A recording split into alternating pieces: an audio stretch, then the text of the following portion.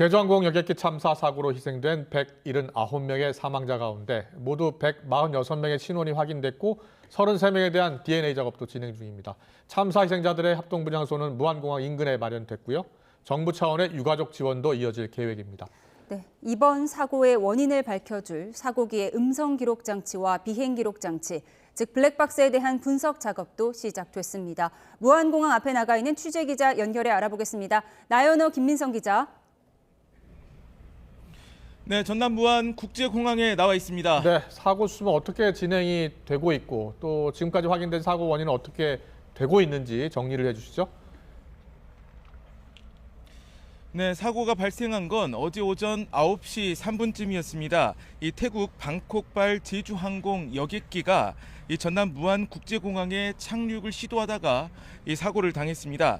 기체는 활주로 시설물에 충돌해서 이 꼬리를 제외한 나머지가 산산조각이 났고 완전히 불탔습니다. 사고기에는 승객 175명과 객실 승무원 4명, 조종사 2명 등 181명이 타고 있었는데요. 소방은 약 40분 만에 큰 불을 잡고 기체 꼬리 쪽에서 2명을 구조했습니다. 구조된 2명은 20대 남녀 승무원으로 생명에는 지장이 없는 상태입니다. 나머지 탑승자 179명은 모두 사망한 것으로 확인됐습니다. 지금부터 김민성 기자와 제가 사고 직전 상황과 앞으로의 이 사고 수습 절차에 대해서 좀 더 구체적으로 말씀드릴 텐데요. 일단 김 기자, 추락 직전 상황을 자세히 짚어보면 좋겠습니다. 총 2차례의 착륙 시도 끝에 사고가 났죠. 예, 그렇습니다. 무안국제공항 관제탑에 1차 착륙 허가가 있었던 건 사고 발생 9분 전인 오전 8시 54분쯤이었습니다. 이때 첫 번째 착륙을 시도했고 8시 57분쯤 관제탑이 사고기에 조류 충돌을 경고했습니다. 사고기는 곧바로 재상승했습니다. 진행 방향을 바꾸는 복행, 고어라운드를 시도한 겁니다. 2분 뒤인 59분쯤 사고기가 조난 신호, 메이데이 요청을 했고요. 9시쯤 활주로 반대편을 통해 두 번째 착륙을 시도했습니다. 이후 3분 뒤 랜딩 기어, 착륙 장치를 내리지 않았거나 또는 못한 채 동체 착륙을 시도했습니다. 활주로 끝에 다다를 때까지 속도를 줄이지 못했고 참사로 이어졌습니다. 이런 과정 끝에 최초 구조자 2명을 제외한 모두가 숨진 것으로 나타났습니다. 네, 방금 들어온 소식입니다.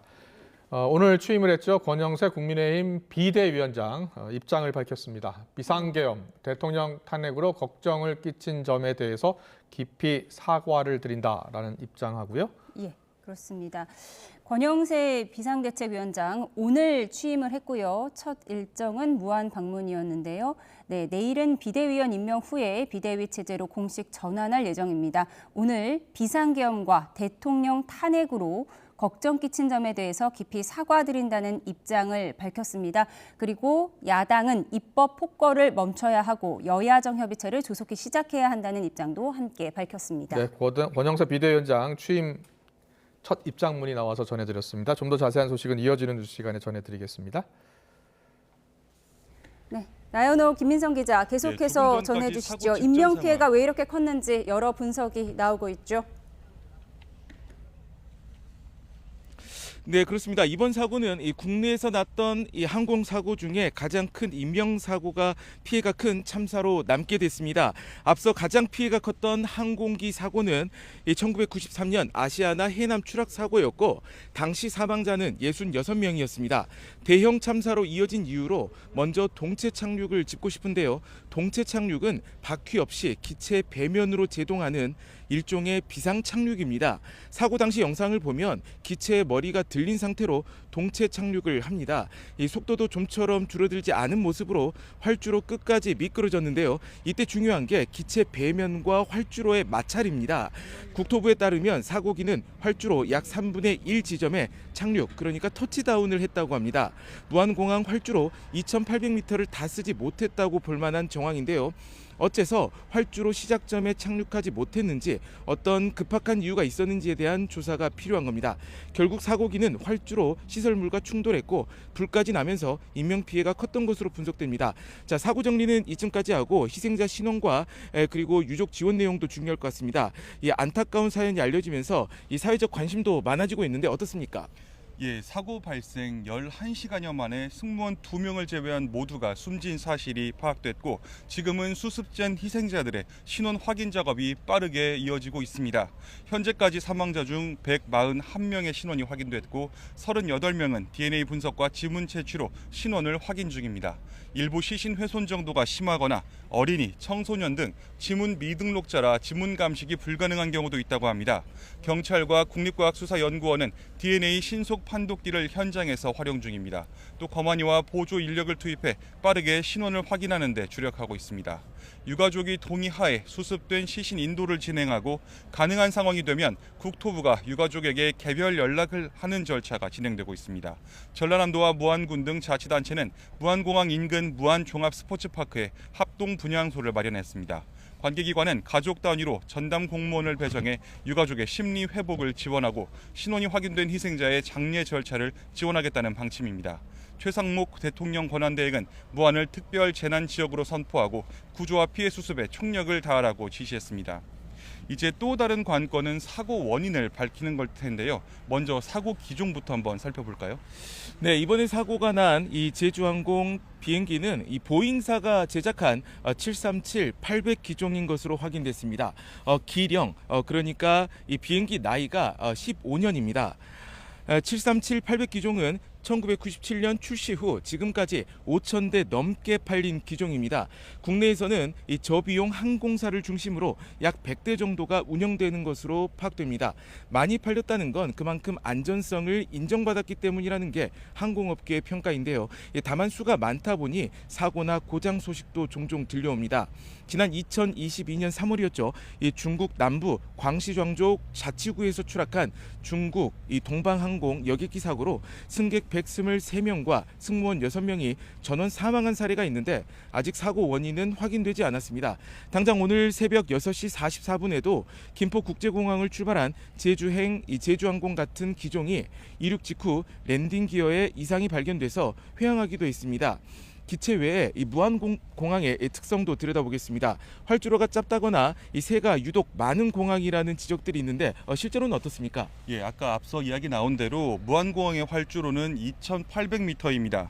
인천공항이나 김포공항보다는 짧지만 다른 국제공항인 대구공항이나 청주공항보다는 수십 미터 정도 깁니다.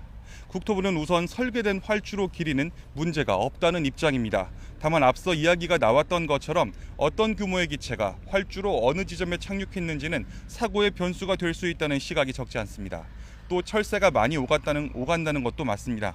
더욱이 여객기의 승무원 가운데 한 명이 조류 충돌로 추정된다. 한쪽 엔진에서 연기가 난 후 폭발했다는 말을 남겨 사고 원인으로도 지목되고 있는데요. 무안공항 활주로 주변은 갯벌과 호수가 있어 저어새나 노랑무리 백로 같은 철새가 많이 오갑니다.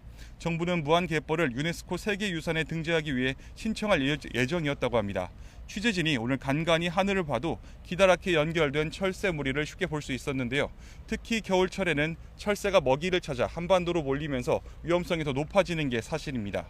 또 일각에서는 사고기가 마지막에 들이받은 로컬라이저 안테나, 일명 방위각 시설을 문제 삼고 있습니다. 흙을 쌓아 만든 대와 콘크리트 구조물이 피해를 키웠다는 건데 국토부는 다른 공항에도 이런 식의 구조물이 있고 규정상 문제도 없었다고 주장하고 있습니다. 여러 추측을 낳고 있는 만큼 사고 원인이 빨리 밝혀져야 할 텐데요. 구체적인 결과 언제쯤 나올 것으로 보입니까? 네, 일단 원인 규명의 핵심은 블랙박스가 될 것으로 보입니다. 현재 블랙박스는 음성 기록 장치와 그리고 기체 상태 이 내용이 담긴 비행 기록 장치 둘로 구성이 됩니다. 음성 기록 장치는 온전한데 비행 기록 장치 외부가 손상됐다는 소식입니다. 우선 블랙박스는 김포공항 시험 분석센터로 이송될 예정입니다. 국내 분석이 어려우면 미국 국가교통안전위원회 NTSB에 보내야 할 수도 있는데요. 그만큼 분석에 걸리는 시간이 길어질 수 있습니다. 현재 NTSB도 항공기 제조사 보잉과 사고 원인 조사를 지원하기로 한 상태입니다. 국토부는 정확한 사고 원인이 나오기까지 길게는 3년까지도 시간이 걸릴 수 있다고 밝혔습니다. 일례로 지난 2013년 이 3명이 숨진 아시아나항공의 샌프란시스코 착륙 사고도 원인 조사 보고서가 나오기까지 11개월이 걸렸습니다. 최상목 대통령 권한대행은 사고 조사 과정을 유가족들에게 투명하게 공개하겠다고 밝혔습니다.